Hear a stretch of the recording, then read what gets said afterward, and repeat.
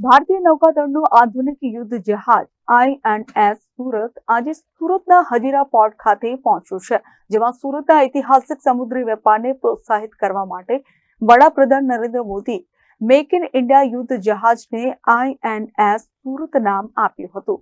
જોઈએ હવે INS સુરતમાં હથિયારો શું છે અને પ્રણાલી શું છે, જેમાં બ્રહ્મોસ ક્રૂઝ મિસાઇલ જેની રેન્જ 450 કિલોમીટરથી વધુ છે, mid range surface two air missile જે વિમાન, ડ્રોન મિસાઇલ સામે રક્ષણ આપશે, સબમરીન હુમલાઓ રોકવા માટે ટોર્પેડો સિસ્ટમ છે, હવાઈ મિસાઇલ હુમલાને નિષ્ફળ બનાવવા AKA-630 CEI gun system anti submarine warfare છે, જેમાં 20 ALMSTEC 2D 3D રડાર છે। તો INS સુરતમાં 7400 ટન વજન ધરાવે છે।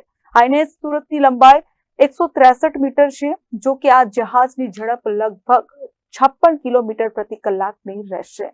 આજે INS સુરત જે જહાજ છે તે સુરત જે હજીરા પોર્ટ છે ત્યાં આવી પહોંચ્યું છે। તે પહેલા તેનું ભવ્ય સ્વાગત કરવામાં આવી રહ્યું છે।